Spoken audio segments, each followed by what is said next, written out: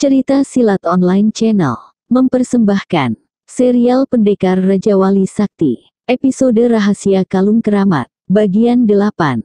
Kakang, teriak Danupaksi begitu melihat Rangga sedang berlari cepat di antara pohon-pohon.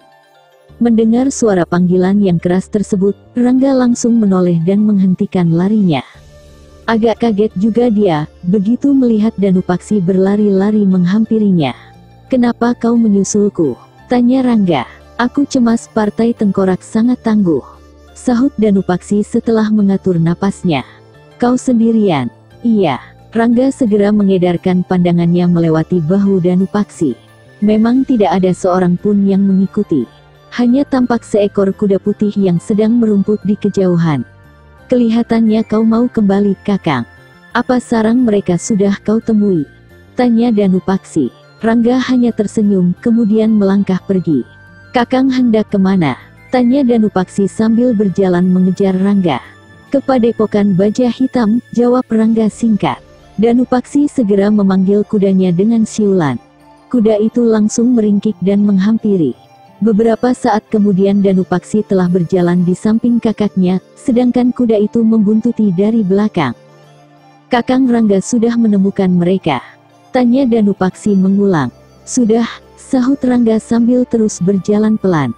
"Lalu, aku tidak dapat memutuskan apakah mereka bersalah atau tidak." "Kenapa begitu?" Mereka sendiri terkejut mendengar padepokan milik Resi Wanapati hancur. Mereka menyangkal. "Tidak." Danupaksi tidak mengerti. Dia jadi bingung dengan jawaban Rangga. "Kau murid Resi Wanapati, pasti tahu. Ada hubungan apa antara gurumu dengan Partai Tengkorak?" kata Rangga bernada menyelidik. "Selama di padepokan aku tidak diizinkan keluar. Eyang Resi Wanapati tidak memperbolehkan muridnya keluar dari padepokan sebelum menamatkan pelajarannya." "Apa Resi Wanapati tidak pernah bercerita tentang Partai Tengkorak?" "Tidak." Dalam perjalanan kembali ke Padepokan Baja Hitam, Rangga dan Danupaksi bertemu dengan Dewi Cempaka serta Pangkeng yang juga sedang menyusul Rangga. Gadis itu tidak mengerti kenapa Rangga tidak menjawab setiap pertanyaannya. Bahkan Rangga malah mengajukan pertanyaan yang nadanya menyelidik. Begitu sampai di Padepokan Baja Hitam, Rangga langsung mencari Resi Balung Gading. Tak berapa lama kemudian dia menemukannya di dalam kamar khusus untuk bersemadi. Rangga segera masuk dan menemui Resi Balung Gading. "Tundalah semedimu, Resi," kata Rangga segera duduk bersila di depan laki-laki tua itu. "Oh, Gusti Prabu." Resi Balung Gading buru-buru menghormat. "Sudahlah, aku tahu kalau kau tidak bersemadi," kata Rangga datar suaranya. Resi Balung Gading hanya menundukkan kepalanya. "Aku minta Resi menjawab dengan jujur pertanyaanku," kata Rangga menatap tajam. "Apa yang harus hamba katakan, Gusti Prabu? Siapa sebenarnya kau dan Wanapati?" tanya Rangga langsung. "Hamba dan Wanapati sebenarnya bersaudara, Gusti Prabu," jawab Resi Balung Gading membuka rahasia dirinya. Kau tahu apa yang terjadi di Danau Cubung 20 tahun yang lalu?" tanya Rangga lagi. "Benar, Gusti. Hamba menyaksikannya sendiri bersama Kakang Wanapati. Saat itu hamba dan Wanapati sedang mencari kayu bakar. Dan hamba menyaksikan pembantaian yang dilakukan oleh gerombolan perampok pada rombongan Gusti Arya Permadi. Saat itu kami belum memiliki tingkat kepandaian yang tinggi." Teruskan." "Kami melihat prajurit Kadipaten Karangsetra dibunuh. Juga Gusti Adipati dan keluarganya. Dan kami lihat Gusti terlempar di jurang lembah bangkai. Apakah kau melihat seorang punggawa melarikan diri?" "Ya, Gusti Prabu. Punggawa itu dalam keadaan terluka parah. Kemudian setelah orang-orang yang membantai keluarga Gusti itu pergi, kami menolongnya. Tapi karena keadaan lukanya yang parah ia tidak dapat bertahan hidup lebih lama." "Apakah ia sempat berbicara kepada kalian berdua?" tanya Rangga lagi. "Sempat, Gusti Prabu. Bahkan dia memberikan seuntai kalung kepada Kakang Wanapati untuk kemudian harus diberikan kepada seorang bocah yang bernama Danupaksi di Istana Kadipaten Karangsetra. Kemudian kami berdua segera berangkat menuju ke Kadipaten itu. Tapi sesampainya di sana kami mendapatkan kadipaten itu sedang dalam keadaan kacau balau. Di sana sedang terjadi perebutan kekuasaan antara adik tiri Gusti Adipati Arya Permadi dengan Ratih Komala, selir Gusti Adipati yang menginginkan anaknya Wira Permadi kelak menjadi adipati di Karangsetra. Lalu apa yang kalian lakukan? Tanya Rangga yang sudah tahu tentang perebutan kekuasaan itu. Kemudian kami berdua segera menyusup ke dalam istana kadipaten dengan menyamar menjadi tukang merawat kuda. Di sana akhirnya kami menemui anak bernama Danupaksi itu, tepat ketika ibunya yang bernama Endang Witarsih dibunuh oleh orang-orangnya Ratih Komala. Untung kami sempat menolong anak itu bersama seorang selir Gusti Adipati lainnya yang sedang mengandung, namanya Kunti Sulistia. Kemudian kalian membawa anak itu beserta ibu Kunti Sulistia ke Gunung Puting. Tebak Rangga. Benar, Gusti. Tapi dalam perjalanan menuju ke Gunung Puting, ibu Kunti Sulistia meninggal dunia setelah melahirkan seorang bocah perempuan. Anak itu kemudian kami beri nama Dewi Cempaka, ucap Resi Balunggading dengan mimik sedih karena ia teringat akan nasib Dewi Cempaka yang sangat menyedihkan. Kemudian kalian bersepakat untuk mendidik kedua anak itu? Tanya Rangga lagi. Iya, Gusti. Dan sejak saat itulah kami berdua bersepakat untuk menjadi resi dan membangun padepokan, jelas Resi Balunggading. Lalu kenapa kalian sampai mempunyai perjanjian aneh? 1 bulan setelah kami merawat anak-anak tersebut, datang gerombolan yang menamakan dirinya Partai Tengkorak. Mereka datang untuk merebut anak yang kami asuh, Gusti Prabu. Sejak itu kami berpisah untuk menyelamatkan kedua bocah itu. Karena kami merasa berkewajiban untuk merawat dan membesarkan mereka. Teruskan, pinta Rangga lagi. Demi keselamatan Gusti Danupaksi, Kakang Wanapati mengadakan perjanjian dengan ketua Partai Tengkorak. Isi perjanjian itu, Danupaksi harus turun gunung setelah usianya 20 tahun, dan Kakang Wanapati harus menyerahkan kalung tanda kebesaran Karangsetra. Tapi rupanya Kakang Wanapati mengingkari janjinya, dan hamba tahu maksud dari Kakang Wanapati, dia tidak ingin Karangsetra jatuh ke tangan mereka. Kau berkata sebenarnya Resi Balunggading? Tanya Rangga yang belum mau percaya begitu saja. Hamba masih menyimpan barang-barang temuan 20 tahun yang lalu Gusti. Resi Balunggading mencoba meyakinkan Rangga. Resi Balunggading segera bangkit dan menghampiri sebuah lemari yang ada di pojok kamar itu. Kemudian dia membuka pintunya dan mengambil sebuah kotak kayu berukir. Setelah menutup pintu lemari itu, Resi Balunggading segera menyerahkan barang itu kepada Rangga. Rangga langsung membuka kotak itu. Segera tampak satu perangkat pakaian seorang punggawa dengan tanda pangkat dan tanda-tanda jasa yang masih lengkap. Selain itu masih ada selembar kain sutra biru muda dengan sulaman segitiga dengan beberapa lingkaran di tengahnya. Juga terdapat barang-barang lain yang menunjukkan semuanya berasal dari Karangsetra 20 tahun yang lalu. Aku merasa, barang-barang itu nantinya pasti akan ada gunanya, jadi aku menyimpannya dengan rapi. Tak ada seorang pun yang tahu. Bahkan Dewi Cempaka sendiri pun tidak tahu tentang ini, kata Resi Balunggading.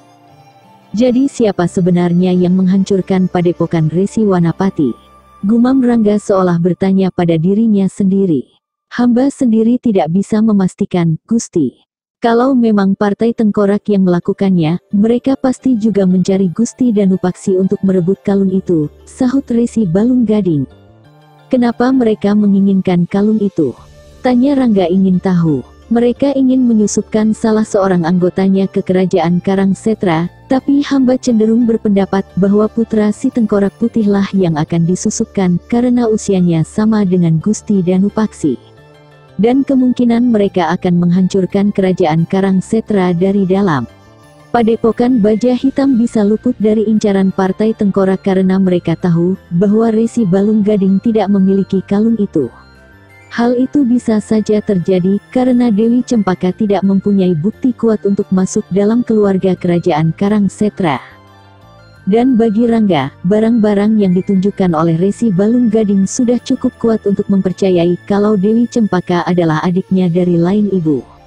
Dalam satu sisi, Rangga begitu bahagia karena bisa berkumpul dengan saudaranya, tapi dalam sisi lainnya, dia masih memikirkan rencana Partai Tengkorak yang ingin menghancurkan Karangsetra.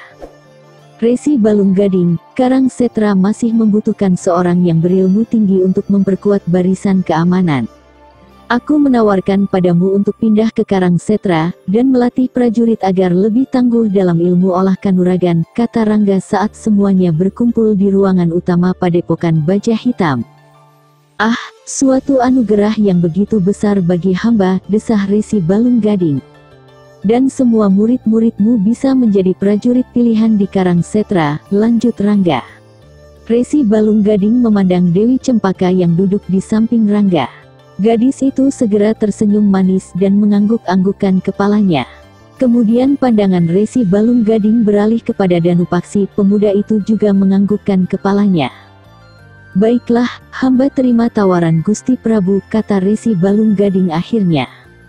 Terima kasih, Resi, ucap Rangga tersenyum. Tapi, bagaimana dengan padepokan ini? Tanya Resi Balunggading. Tempat ini sudah tidak aman lagi, Resi. Suatu saat Partai Tengkorak pasti mengalihkan perhatiannya ke sini, sahut Rangga. Ya, mereka juga tahu tentang diriku. Lebih-lebih tentang Gusti Ayu Dewi Cempaka, desah Resi Balunggading yang kini memanggil Dewi Cempaka dengan sebutan Gusti Ayu. Nah, kalau begitu, besok pagi kita bisa langsung berangkat, kata Rangga menyambung. Gusti Prabu, ada apa, Paman Bayan Sudira? Maaf, Gusti Prabu. Hamba telah lancang mendahului. Hamba telah mengutus 5 orang prajurit untuk meminta bantuan ke kerajaan Karangsetra. Tadinya hamba menilai, sudahlah Paman Bayan Sudira. Aku tahu apa yang menjadi keputusanmu. Kalaulah mereka datang kemari, nanti bisa ketemu di perjalanan, sela Rangga cepat. Terima kasih, Gusti. Maafkan atas kelancangan hamba. Tidak apa-apa. Beberapa saat kemudian, Rangga beranjak keluar. Dia melangkah pelan-pelan melintasi halaman depan padepokan. Tampak beberapa prajurit dan juga murid-murid padepokan itu masih terlihat berjaga-jaga secara bergiliran. Kakang, oh, Rangga tersentak ketika mendengar suara halus dari belakang. Kakang melamun, tanya Dewi Cempaka yang tahu-tahu sudah berada di sampingnya. Tidak, sahut Rangga seraya menghenyakan tubuhnya di balai-balai yang terletak di bawah pohon yang rindang. Kakang masih memikirkan Kak Pandan Wangi, tebak Dewi Cempaka. Rangga hanya tersenyum. Tadinya aku cemburu ketika Kakang menceritakan tentang Kak Pandan, kata Dewi Cempaka pelan. Kenapa? Tidak apa-apa, cuma merasa kalah cantik saja, gurau Dewi Cempaka manja. Kau cantik kok. Malah tadinya aku sempat lupa, Rangga menimpali gurauan itu. Wah, kakakku mata keranjang juga rupanya. Tidak juga, buktinya aku tidak ikut sayembara itu kan. Dewi Cempaka tersenyum getir. Kakang tetap mau mencari Kak Pandan. Ya, sahut Rangga mendesah. Tidak kembali dulu ke kerajaan. Mungkin tidak, aku ikut, ya. Jangan, kau lebih dibutuhkan di sana. Tapi, Cempaka, perjalananku tidak menentu. Dan aku sendiri belum yakin akan bertemu dengan Pandan Wangi lagi. Ucap Rangga ragu-ragu. Pagi-pagi sekali seluruh murid padepokan Baja Hitam sudah bergerak perlahan meninggalkan padepokan itu. Mereka semua berkuda menuju kerajaan Karangsetra. Tampak Bayan Sudira dan Resi Balunggading berada di jajaran paling depan. Sedangkan di belakangnya Danupaksi dan Pangkeng membuntuti. Urutan berikutnya adalah murid-murid padepokan Baja Hitam, yang disusul oleh satu regu pasukan prajurit yang dipimpin oleh seorang punggawa menengah. Sedangkan yang paling belakang sekali adalah Rangga dan Dewi Cempaka. Aku sampai di sini saja, Cempaka, kata Rangga setelah rombongan itu sudah sampai di perbatasan desa Salapan. Kenapa tidak sampai di perbatasan Karangsetra? Tanya Dewi Cempaka. Tidak, aku telah mendengar kabar bahwa ada seorang tabib kecil bersama seorang gadis di pesisir selatan. Dari sini tidak terlalu jauh jaraknya, tolak Rangga. Kau yakin kalau mereka adalah Kak Pandan dan anak yang ahli pengobatan itu? Entahlah, kenapa tidak ke utara saja? Aku dengar di sana ada seorang pendekar wanita yang tengah menghadapi para bajak sungai. Mungkin setelah dari pesisir selatan aku langsung ke utara. Yang jelas, setiap ada berita aku pasti akan ke sana.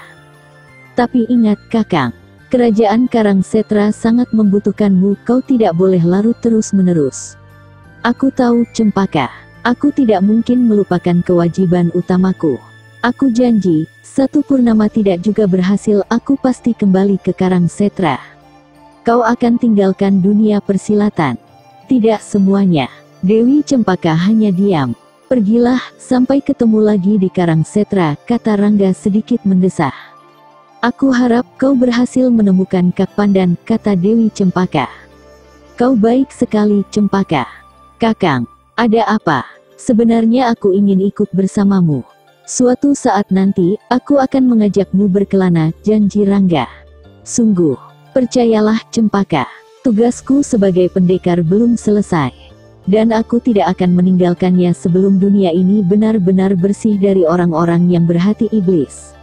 Sebelum Dewi Cempaka membuka mulutnya, Rangga sudah menggebah kuda hitamnya dengan kencang. Dalam sekejap mata saja pendekar Raja Wali Sakti itu sudah hilang di balik kerimbunan pepohonan. Cempaka, Dewi Cempaka tersentak. Tampak Danupaksi melambaikan tangannya jauh di depan. Tanpa membuang-buang waktu lagi, gadis itu langsung menggebah kudanya dan menyusul rombongan yang sudah berada jauh di depannya. Hanya beberapa saat dia sudah mensejajarkan langkah kaki kudanya dengan kuda Danupaksi. Wajahnya tampak sedikit murung, meskipun sinar matanya bercahaya. Ada rasa haru, senang, sedih dan berbagai macam perasaan lain berkecamuk di dalam dadanya.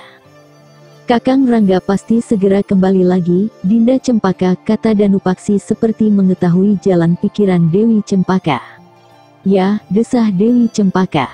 Kemudian mereka saling berdiam diri. Mereka terus saja berjalan bersama rombongan padepokan Baja Hitam dan prajurit kerajaan Karangsetra yang telah bergabung menjadi satu. Sebenarnya kapan Rangga akan kembali lagi? Kalau dia akan kembali lagi setelah menemukan Pandan Wangi, lalu kapan dia akan menemukannya? Selesai. Episode berikutnya Perawan Rimba Tengkorak. Masih bersama cerita Silat Online Channel. Jangan lupa like and subscribe. Terima kasih.